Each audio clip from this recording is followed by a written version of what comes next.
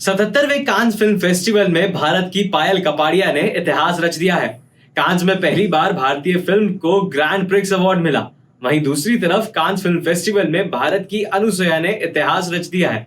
आइए बात करते हैं भारत का नाम रोशन करने वाली भारतीय महिलाओं की, इनकी फिल्म और इनकी कहानी की। आज सिर्फ एबीपी लाइव पॉडकास्ट में मैं हूं अक्षित आपके साथ। इस बार भारत केन्स फिल्म फेस्टिवल में पूरी तरह से छा गया है। फिर चाहे वो फिल्मों को लेकर हो, एक्टर्स को लेकर हो या इन्फ्लुएंसर्स को लेकर, हर तरह से भारतीय वहां पर छाए रहे। ऐसी एक भारतीय डायरेक्टर ने कमाल करके दिखा दिया है। केन्स में हर साल फिल्मों का और डॉक्यूमेंट्रीज का प्रीव्यू किया जाता है और उसमें कैटेगरी वाइज अवार्ड से भी सम्मानित किया जाता है। Indian film maker Payal Kapadia की film all we imagine as light को केन्स में प्रदर्शित किया गया था, जिसके बाद उस फिल्म को 8 मिनट की स्टैंडिंग ओवेशन मिली, जो कि इस एडिशन की यानी इस साल के फेस्टिवल की अब तक की सबसे लंबी स्टैंडिंग ओवेशन थी। अब अगर बात करें सबसे लंबी स्टैंडिंग ओवेशन की, तो वो थी 22 मिनट की, जो कि मिली थी पैंस की लेबिरिंथ को। और ऐसे ही और भी फिल्में हैं जिनको लंबी स्टैंडिंग ओवेशन मिली थी, जैसे फ़ारेनहाइट 9/11 को 20 मिनट की, मड फिल्म को 18 मिनट की, द नियॉन डीमन को 17 मिनट की, और once upon a time in America, the paper boy, 2 days 1 night, happiest Lazzaro को 15 मिनट की और बेले को 14 मिनट की। आगे आपको बताएंगे कि कौन सी इंडियन फिल्म्स हैं जिनको स्टैंडिंग ओवेशन मिली थी। ये एक रिवाज है कि ऑडियंस मेंबर्स लंबे समय तक खड़े होते हैं और तालियां बजाते हैं कास्ट और क्रू मेंबर्स के लिए जो स्क्रीनिंग में शामिल होते हैं। खैर, आगे बढ़ते हैं। पायल कपाड़िया को अपनी फिल्म के लिए ग्रैंड प्रिक्स अवार्ड से नवाजा गया। पायल ये अवार्ड जीतने वाली पहली इंडियन फिल्म मेकर बनी और साथ ही वो एक ऐसी लौती पहली फीमेल इंडियन फिल्म मेकर बनी जिन्होंने मेन कंपटीशन में अपनी फिल्म को प्रेजेंट किया था, और अवार्ड लेते वक्त उनके साथ उनकी स्टार कास्ट भी मौजूद थी। पायल को इस उपलब्धि पर बहुत से लोगों ने बधाइयां दी, लेकिन उन बधाइयों में एक बहुत ही खास शख्स था जिन्होंने बधाई दी। वो थे प्रधानमंत्री नरेंद्र मोदी।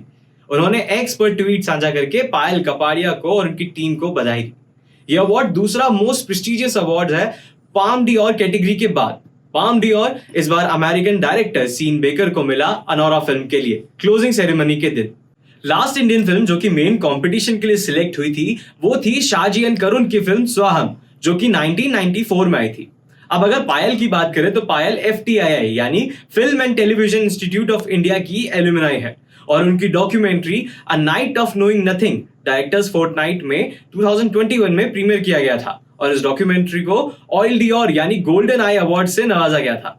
अब अगर all we imagine as light film की कहानी की बात करें तो ये 2 नर्सों की कहानी है, जिसमें एक नर्स प्रभा, जिसे अपने लंबे समय से अलग रह रहे पति से एक अनएक्सपेक्टेड गिफ्ट मिलता है जो कि उसके जीवन को अस्त व्यस्त कर देता है। इसी बीच प्रभा की रूममेट, जो कि उससे उम्र में छोटी होती है, अनु, वो अपने प्रेमी के साथ एक शांत जगह की तलाश में है।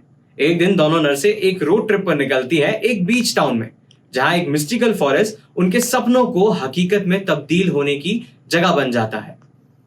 इस साल 2024 में केन्स फिल्म फेस्टिवल में 3 कॉम्पिटिटिव सेक्शन में इंडिया ने एक न एक बड़ा अवार्ड जीता है। 23 मई को sunflowers was the first one to know, जो कि FTII student Chidananda S Naik ने बनाई थी, उन्हें ला सिनेफ फर्स्ट प्राइज मिला।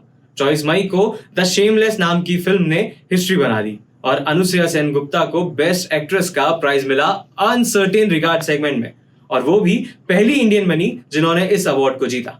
अनुसुया सेन गुप्ता के करियर की शुरुआत हुई थी 2009 में आई फिल्म मेडली बंगाली से एक सपोर्टिंग रोल से। अब अगर शेमलेस की स्टोरी की बात करें तो ये कहानी है 2 लड़कियों की, जिसमें दिल्ली के एक रेड लाइट एरिया में एक पुलिस वाले को मारने के बाद रेणुका नाम की लड़की सेक्स वर्कर्स की नॉर्दर्न इंडियन कम्युनिटी के पास शरण ले लेती है, और वहां वो देविका नाम की लड़की के साथ प्यार हो जाता है, या यूं कह सकते हैं कि वो अनलॉफुल लव होता है जिसकी कोई परमिशन नहीं देता, और सभी मुश्किलों, सभी बाधाओं के बावजूद भी वो अपनी आजादी के लिए अपना रास्ता बनाने की कोशिश करते हैं। तो ये थी कहानी शेमलेस की। अब अगर बात करें कि किन किन इंडियन फिल्म्स को चुना गया था और अवार्ड मिला है कांस फिल्म फेस्टिवल में, तो वो कुछ यूं है। नीचा नगर, जिसको पाम डियोर के बराबर का अवार्ड मिला था। उसके बाद 2 बीघा जमीन, जिसको इंटरनेशनल प्राइज मिला था। फिर बूट पॉलिश, जिसमें चाइल्ड एक्ट्रेस नाज के लिए स्पेशल डिस्टिंक्शन प्राइज मिला था। पत्थर पंचाली को बेस्ट ह्यूमन डॉक्यूमेंट। फिर खारिज, जिसको स्पेशल जूरी प्राइज मिला। सलाम बॉम्बे को कैमरा डियोर और ऑडियंस अवार्ड से नवाजा गया। मराना सिंहासनम को कैमरा डियोर और द लंच बॉक्स को critics week viewers choice award से नवाजा गया था, और मसान को 2 अवार्ड मिले थे अनसर्टेन रिगार्ड सेक्शन में।